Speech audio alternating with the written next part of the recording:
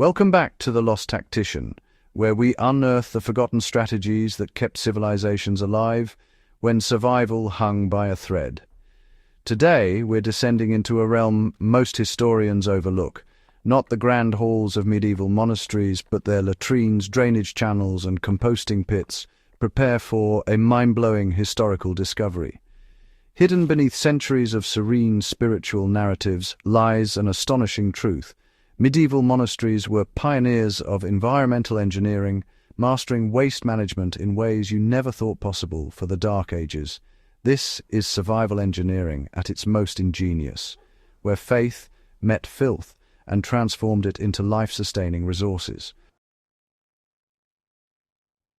Step into a 13th century European city, and the assault on your senses would be immediate.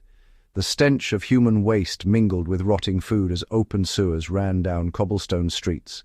Chamber pots were emptied from upper windows with barely a warning shout. Disease festered in every corner, turning urban centres into breeding grounds for plague and pestilence.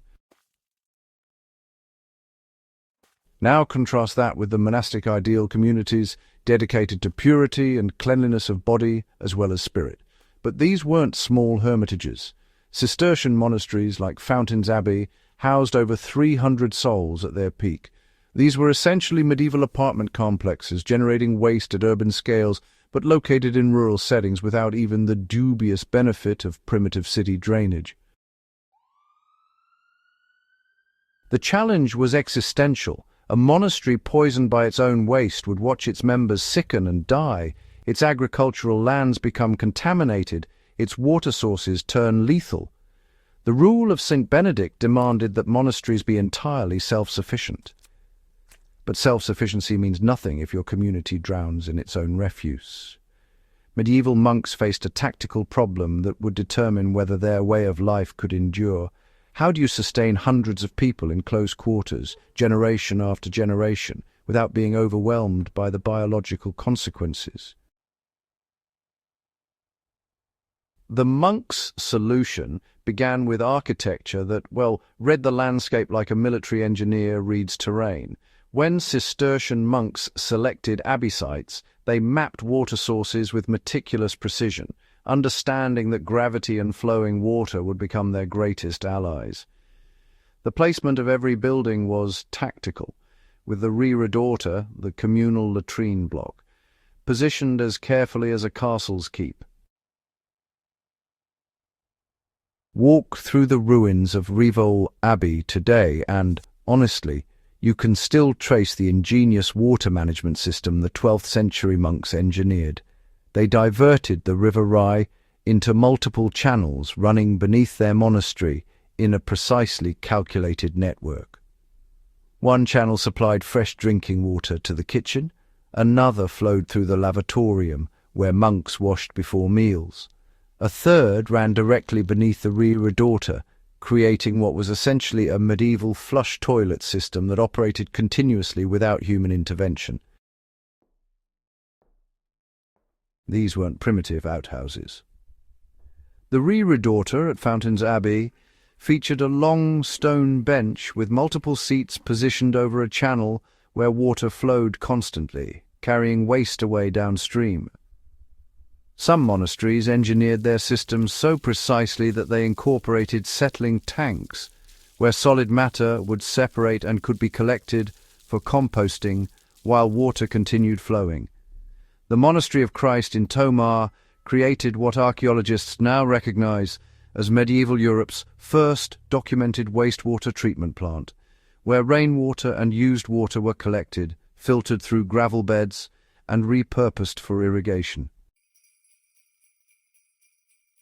So, Canterbury Cathedral, Priory's 12th century system, actually utilized a water tower which created enough pressure to supply multiple buildings all at once.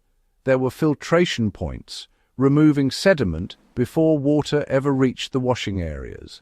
This, honestly, required an understanding of hydraulics at a level most medieval engineers never really approached, knowledge that was preserved from Roman texts, which monks had painstakingly copied and studied over the years.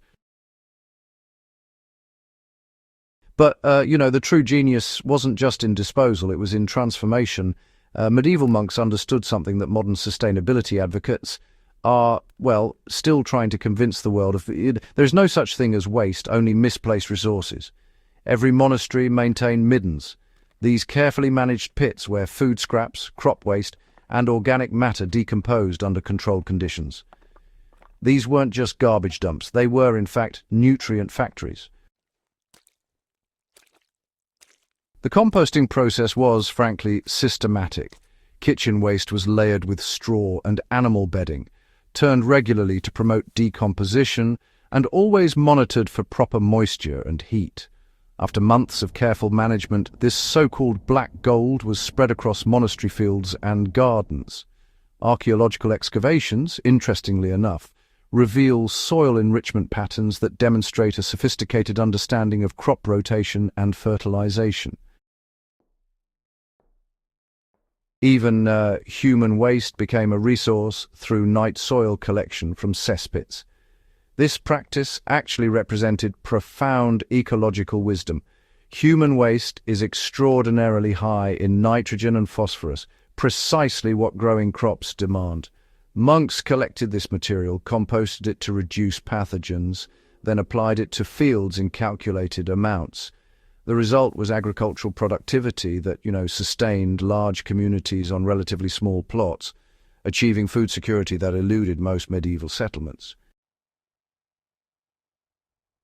Animals became integral partners in the waste cycle.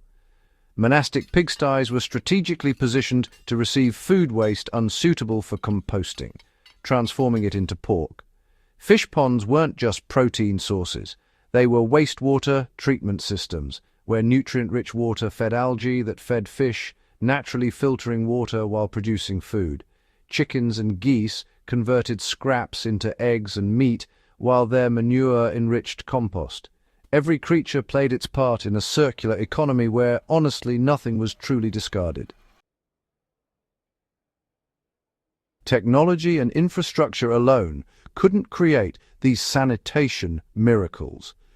The system required human discipline enacted daily by every community member. Monastic rules dictated when and where monks washed their hands, how often clothing was laundered, where refuse could be placed, and how communal spaces were maintained. Deviation from sanitation protocols was treated as seriously as skipping prayers because, well, the community's survival depended on it. The responsibility was collective. Work rotations ensured everyone took their turn cleaning latrines, managing middens, and mucking animal pens. This prevented creation of a permanent underclass and ensured even those in authority understood the practical realities of waste management.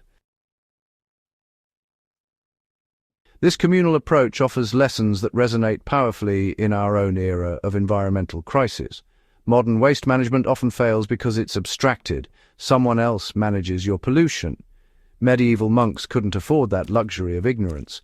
They lived intimately with the consequences of their consumption, creating powerful incentives for reducing waste and ensuring every resource was fully utilized. The medieval monastery was essentially a proof of concept for sustainable urban living at scale. These communities demonstrated that with proper planning and discipline, hundreds of people could live together in close quarters for centuries without destroying their environment. They were pioneers of public health before germ theory existed, implementing practices that reduced disease transmission through observation and accumulated wisdom. Their systems worked because they were integrated. Water management, waste disposal, agriculture, and animal husbandry weren't separate concerns but interconnected elements of a single self-sustaining cycle. This holistic approach is, well, precisely what modern sustainable development seeks to recreate, closing loops, eliminating waste streams, and designing systems where one process's output becomes another's input. The irony is, honestly, quite profound. We imagine medieval people as backward and ignorant. Yet in these monasteries, communities achieved sustainability goals that most modern cities still struggle toward.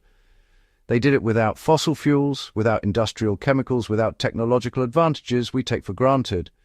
What they had instead was discipline, community commitment, and a long-term perspective that prioritized survival across generations over short-term convenience. As we face 21st century challenges of waste management, water scarcity, and sustainable food production, perhaps the most valuable resources we could excavate from the medieval past aren't their artifacts, but their strategies. The monks, who diverted streams beneath their latrines, who composted waste into fertility, who designed systems where nothing was lost, left us more than ruins. They left a blueprint for resilience. If you found this journey into forgotten survival engineering fascinating, go ahead and hit that like button and share this video. Subscribe to The Lost Tactician for more deep dives into the tactical brilliance that kept people alive when the stakes were highest. Because, understanding how they survived then might just help us thrive now.